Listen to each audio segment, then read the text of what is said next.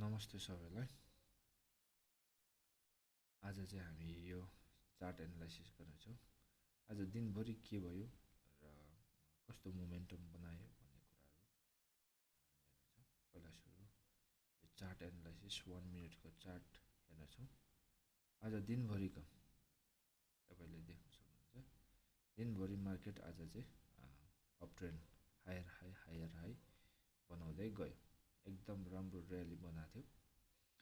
तर 2 बजे पछाडि चाहिँ एउटा राम्रो रिजेक्सन भएको छ। रिजेक्सन भइसकेपछि अब यो एकदम इम्पोर्टेन्ट छ भोलिको दिनमा। अब किन इम्पोर्टेन्ट छ भन्दाखेरि चाहिँ कुन जोनमा आएर चाहिँ रिजेक्सन दियो भन्दाखेरि यो एउटा सप्लाई जोन छ। यो सप्लाई जोनमा चाहिँ आएर चाहिँ मार्केटले आज पनि रिजेक्सन दियो। अस्ति केही हप्ता दिन अगाडिको कुरा, यहाँ पनि एउटा राम्रो बुलिस 12 बुज क्यान्डल बनाएको थियो। तर भोलिको दिनमा चाहिँ रिजेक्सन आएको थियो। त्यस्तै आउनु सकिन्न भन्ने छैन। तर भोलिको दिन चाहिँ यसरी ग्रिन क्यान्डल बनाएर चाहिँ 2810 को जुन रेन्ज छ सप्लाई जोन छ, यसलाई ब्रेकआउट दियो भने चाहिँ ब्रेकआउट दिएर चाहिँ त्यसपछि बिस्तारै करेक्सन आउँदा पनि फरक पर्दैन त्यसमा चाहिँ। अनि त्यसपछि यसरी मार्केट यसरी माथि जान्छ। त्यसपछि तपाईको बुलिस मोमेन्टम बस्छ। तर भोलिको दिनमा यही ठाउँबाट यही 2810 र यो 2790 को यो बीचमा यही ठाउँदेखि चाहिँ रिजेक्सन दिनु पनि सक्छ। किन भन्दाखेरि स्मार्ट मनीको हेर्दाखेरि यो जोनमा हेर्नुहोस्, तपाईको यो जोनमा चाहिँ अहिले स्मार्ट मनीले बाइङ गरेको देखिन्छ र यहाँ गएर चाहिँ सेलिङ गरेको देखिन्छ। अब फेरि यहाँ पनि बाइङ गरेको छ। अब भोलि यहाँ सेलिङ गर्नु नगर्ला भन्ने छैन। तर उनीहरूले चाहिँ यो जोनलाई चाहिँ तपाईको भोलि ब्रेक गर्यो भने चाहिँ मार्केटले चाहिँ एउटा राम्रो बुलिस मोमेन्टम लिन्छ।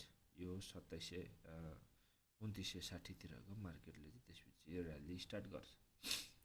अनि करेक्सन यसले मात्र हैन, अर्को इन्डिकेटरले पनि तपाईको चाहिँ करेक्सन आउन सक्छ भनेर चाहिँ स्टोकिस्टिक्सले पनि तपाईको भोलि करेक्सन आउने दिनमा चाहिँ करेक्सन आउन सक्छ भनेर चाहिँ बताएको छ। तर भोलि यो ग्रिन क्यान्डल बनेर अरु पर्सिको दिन तपाईको सप्लाई आउँछ र त्यसपछि करेक्सन हुन्छ भने पनि यही जोनदेखि माथि बस्यो भने चाहिँ बुलिस मोमेन्टम चाहिँ कन्टिन्युस गर्छ त्यसपछि। तर मेन चाहिँ भोलिको क्यान्डलले चाहिँ यो 2810 को 2810 र 2995 को यो बीचको चाहिँ यो इमिडिएट रिजेक्सन जोनलाई चाहिँ भोलि ब्रेक गर्नुपर्ने हुन्छ। तर अरु इन्डिकेटर हेर्दाखेरि जस्तै एमएसिडी हेर्दाखेरि एमएसिडीले बाइङ दिएको छ। आरएसआई एकदम न्यूट्रल छ।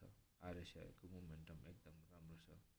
यसले पनि हायर हाई गर्दै यसले पनि एउटा हाई बनाउँदै आरएसआईले पनि मास्तिर मार्केट चाहिँ देखाएको छ। अनि अर्को कुरा के छ भन्दाखेरि मार्केटको बढ्छ बढ्दैन भन्ने संकेत चाहिँ जस्तै कि यहाँदेखि पनि तपाईको एउटा हेर्न सक्नुहुन्छ। एउटा ओभरअल लाग्दाखेरि मार्केट पनि यहाँदेखि भोल्युम पनि ओह्रालो लागेको थियो। अनि त्यसपछि मार्केट फेरि यहाँदेखि बिस्तारै माथि मोमेन्टम चेन्ज गर्दै प्याटर्न चेन्ज गर्दै मास्तिर गएको छ। त्यसपछि त्यो चेन्ज गरिसकेपछि नि बिस्तारै यहाँ पनि भोल्युममा पनि रेज आएको छ। यो पनि एउटा राम्रो पोजिटिभ न्युज हो। त्यही भएर मार्केट अझै पनि पोजिटिभ हुनुको लागि चाहिँ भोलि चाहिँ ग्रिन क्यान्डल बन्नुपर्छ। ग्रिन क्यान्डल बनेर चाहिँ 2810 भन्दा माथि चाहिँ क्लोजिङ गर्यो भने चाहिँ एउटा राम्रो बुलिस मोमेन्टमको र्याली स्टार्ट हुन्छ। तर अब भोलि चाहिँ अब जस्तै कि भोलि अब यहाँ रेड क्यान्डल बन्यो रे।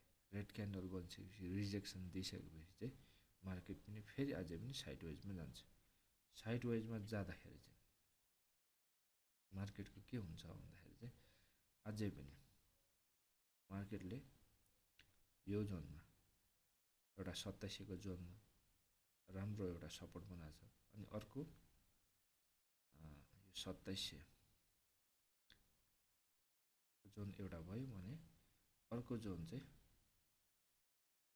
यो 2720 को यो जोन चाहिँ एउटा 2720 को जोन र यो 2700 चाहिँ एउटा immediate rejection or support zone पनि यसलाई चाहिँ मान्न सकिन्छ।